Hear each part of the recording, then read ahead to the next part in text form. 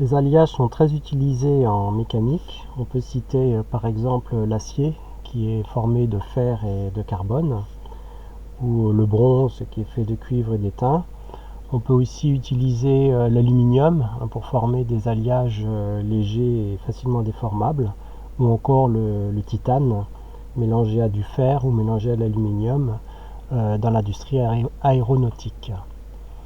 Nous allons dans ce chapitre en particulier étudier comment obtenir des alliages solides en partant d'un mélange liquide. Donc on mélange les deux métaux sous forme liquide et on refroidit, et le refroidissement pourra nous donner un alliage. Dans tout ce chapitre, on va se limiter à une pression ambiante de 1 bar, qui est la pression atmosphérique ambiante. Alors nous allons commencer par poser quelques généralités, quelques définitions qui vont nous être utiles pour les mélanges binaires. Un mélange binaire, c'est un mélange de deux corps purs, A1 et A2, par exemple le fer et le carbone.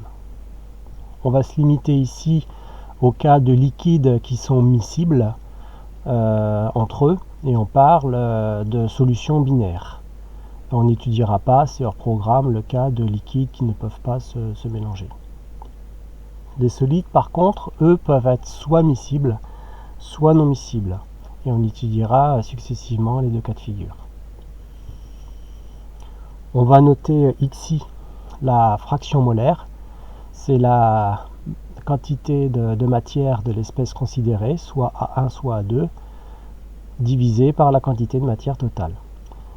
On peut aussi définir la fraction massique, puisqu'en mécanique on parle plus souvent de masse que de mol, que je vais noter WI, qui est la masse de l'espèce considérée divisée par la masse totale. Nous allons dans un premier temps faire quelques rappels de variance, et la variance va être en particulier utile pour savoir si la transition de phase se fait à température constante ou à température variable. La règle des phases s'écrit donc sous forme simplifiée quand il n'y a pas de réaction chimique, s'écrit sous la forme n plus 2 moins phi, n étant ici le nombre d'espèces différentes, donc en l'occurrence 2, il y a deux espèces en mélange. Le plus 2, c'est pression et température, moins phi, phi étant le nombre de phases.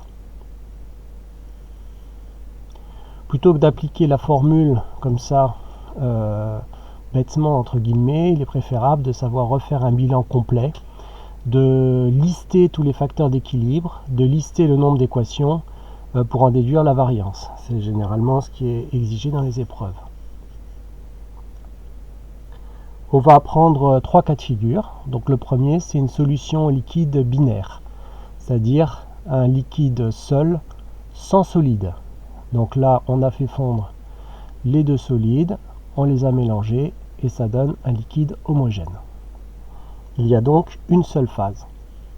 C'est un mélange de deux corps, donc n égale 2, et en appliquant la formule telle quelle, on trouve une variance égale à 3. On va vérifier en faisant le bilan complet. Les variables, dont je vous rappelle que les paramètres, les facteurs d'équilibre, ce sont des paramètres intensifs qui ont un effet sur l'équilibre. En l'occurrence ici, il y a la pression, la température et les proportions de chaque corps dans le liquide. Je note W1L, la proportion de A1 dans le liquide, et W2L, la proportion de A2 dans le liquide.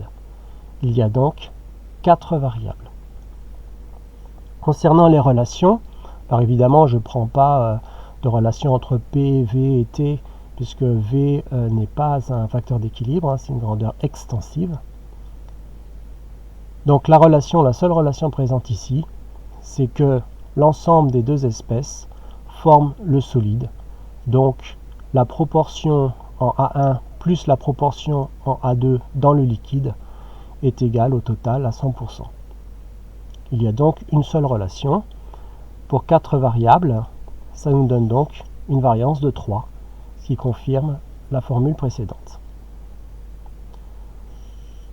Dans ce cas, à 1 bar, on peut modifier librement la température. Il n'y a pas de contre-indication dans le cas présent. Je vais prendre un deuxième exemple, c'est la solution liquide. Alors on appelle ici solution quand les deux liquides se mélangent très bien, et qui est en équilibre avec sa solution solide. Alors, ce qu'on appelle une solution solide, c'est un mélange homogène de deux solides. C'est un alliage homogène. Donc on considère à ce moment-là que le solide, même s'il y a deux corps à l'intérieur, comme le mélange est homogène et que les deux solides sont bien mélangés de manière homogène, ça correspond à une seule phase. Il y a donc une seule phase solide. Il y a donc en tout deux phases, une phase liquide, un liquide homogène, et une autre phase qui est le solide homogène. Donc nous avons ici deux phases, pour deux corps toujours, donc V égale N plus 2 moins phi, on a une variance égale à 2. Alors on va faire le bilan complet. Nous avons comme variable la pression P et la température T, ce sont les facteurs d'équilibre intensif. Nous avons deux phases, la phase liquide, je mets en exposant le L, et la quantité de A1 liquide, enfin la proportion de A1 liquide et la proportion de A2 liquide. Ça nous fait donc deux variables supplémentaires. Dans le solide homogène, nous avons la proportion de A1 solide et la proportion de A2 solide. Nous avons donc en tout 6 variables. Et nous allons maintenant lister le nombre de relations. Dans le liquide, il y a un mélange de A1 et de A2. Donc la proportion de A1 dans le liquide plus la proportion de A2 dans le liquide, ça fait la totalité, c'est-à-dire 1. La proportion de A1 dans le solide plus la proportion de A1 dans le solide, ça fait la totalité de la phase solide, c'est-à-dire 1. D'autre part, on a vu lors des transitions de phase que quand il y a deux phases en équilibre, les potentiels chimiques sont égaux. Donc le A1 qui est sous forme solide et en équilibre avec le A1 sous forme liquide ont le même potentiel chimique. Donc nous avons mu1S égale mu1L. Il y a également du liquide A2 qui est en équilibre avec son solide A2. Donc nous avons ici le même potentiel chimique, donc égalité des deux potentiels chimiques. Ce qui nous donne en tout 4 relations. 6 moins 4 égale 2. On peut donc fixer la pression à 1 bar et on peut modifier librement la température.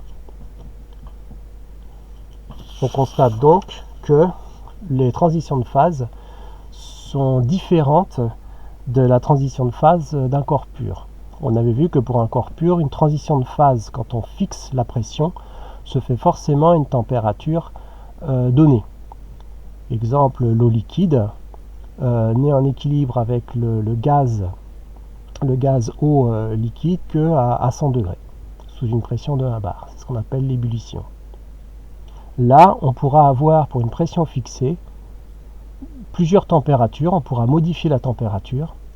Donc, la température pourra varier lors de la transition de phase que l'on verra plus tard. Le troisième cas de figure qui nous a intéressé dans ce chapitre, c'est le cas d'une solution liquide, c'est-à-dire les deux liquides sont toujours en mélange homogène, avec deux solides non miscibles, qui est un cas de figure assez courant. Quand deux solides sont non miscibles, on les considère comme étant deux phases distinctes. Il y aura deux solides côte à côte, ou alors dans un alliage, il y aura des grains de solide A1 et des grains de solide A2, chacun dans un grain différent, et on considère donc que ça correspond à deux phases différentes. Il y a donc en tout 3 phases, un liquide homogène, et chacun des deux solides, ce qui fait en tout 3.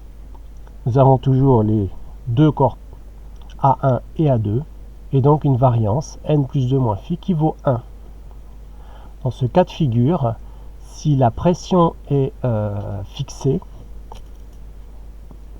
alors la température aura une valeur bien précise, mais uniquement dans le cas où il y a les deux solides présents. Sous atmosphère ambiante, la transition de phase ne pourra donc se faire qu'à température fixée, constante. On va confirmer ce bilan de variance en faisant un bilan global du nombre de variables et du nombre de relations. Nous avons la pression et la température comme facteurs d'équilibre. Nous avons les proportions de A1 dans le liquide, les proportions de A2 dans le liquide, et les proportions de A1 dans le solide et les proportions de A2 dans le solide, ce qui nous fait en tout 6 variables. En termes de relations, la somme des WI dans le liquide doit faire 1, et il faut faire attention sur le fait que chacun des deux solides est séparé. Donc, dans la phase solide 1, qui est une phase en elle-même, il n'y a que du solide 1, donc on peut écrire que W1 solide est égal à 1 dans sa propre phase. Dans la phase 2, W2 solide est aussi égal à 1, puisque dans la phase solide 2, il n'y a que du A2.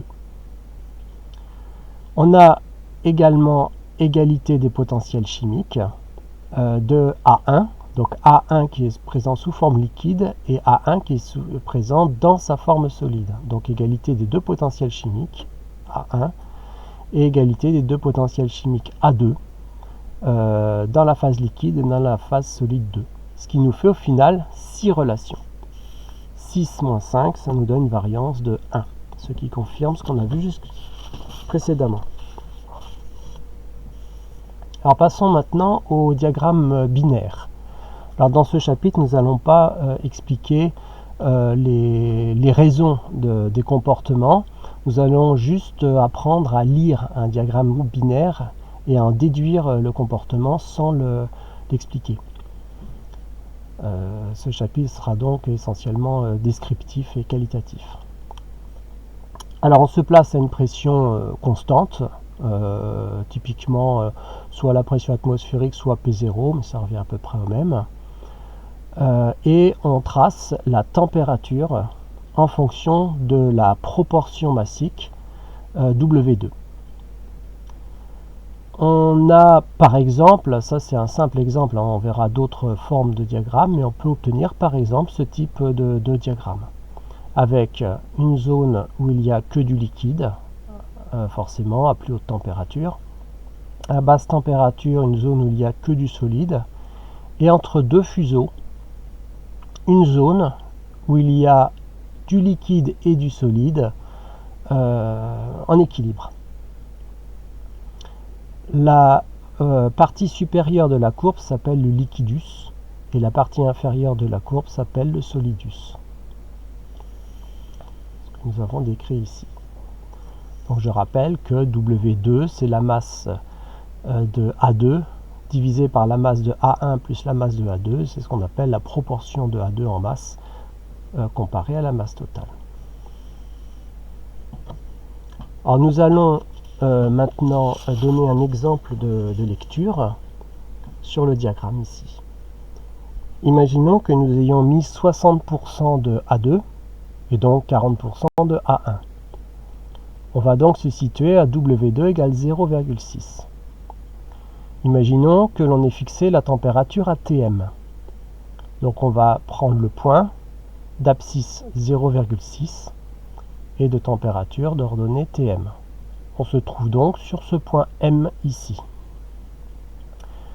On va tracer une horizontale en pointillé qui va croiser le liquidus au point M' et le solidus au point M seconde. Le point M' va nous donner les propriétés du liquide et le point M seconde va nous donner les propriétés du solide. En l'occurrence, dans cet exemple-là, il y a coexistence de liquide et de solide, chacun étant homogène, mais le liquide aura 40% de A2 et donc le reste en A1, alors que le solide aura 75% de A2 et le reste de A1. On peut remarquer ici deux températures particulières qui sont T1 étoile, qui est la température de fusion de A1 quand il est pur. Forcément, quand A1 est pur, on a W2 égale à 0. Donc on se retrouve sur la verticale 0. Et la transition de phase, c'est quand on passe du liquide au solide. Donc ça correspond à cette température-là. T1 étoile est donc la température de fusion de A1 pur. En W2 égale 1, ça correspond à un solide 2 A2 qui est pur. Et, oui, tu peux le couper. Et on aura donc une température de fusion T2 étoile, qui est la température de fusion du corps 2 pur.